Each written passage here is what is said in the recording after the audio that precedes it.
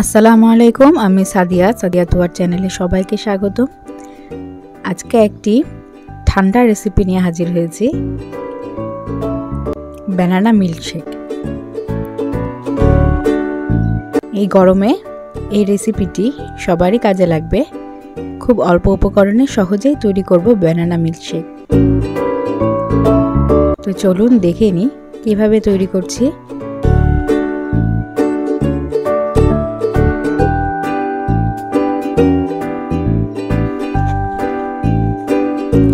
Banana milkshake আমি 2 জনের জন্য তৈরি করব।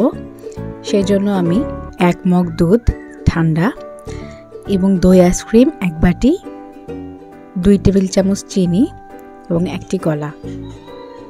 এই পরিমাণে করলে আপনারা 2 জন খুব তৃপ্তি সহকারে খেতে পারবেন। তো চলুন দেখে নিই কীভাবে তৈরি করছি। একটি ব্লেন্ডারে কলাটি পিস পিস করে নিয়ে নিলাম। দিয়ে দিচ্ছি 1 বাটি আইসক্রিম, দই আইসক্রিম। এটা দিয়ে দিচ্ছি 2 টেবিল চামচ চিনি,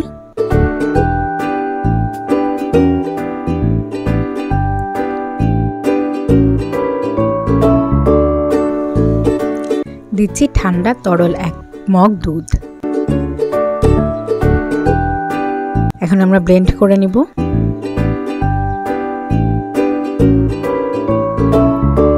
আপনারা চাইলে এখানে এক্সট্রা বরফ কুচি দিতে পারেন।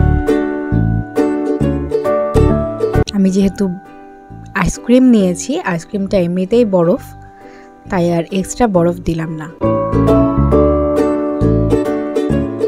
দেখে বুঝতে পারছেন কতটা ইয়াম্মি হয়েছে। তো চলুন আপনারাও বানিয়ে ফেলুন। কমেন্টের মাধ্যমে জানাবেন যদি বানিয়ে থাকেন কেমন হয়। ভালো থাকবেন, সুস্থ থাকবেন, আমার জন্য দোয়া করবেন। আসসালামু আলাইকুম।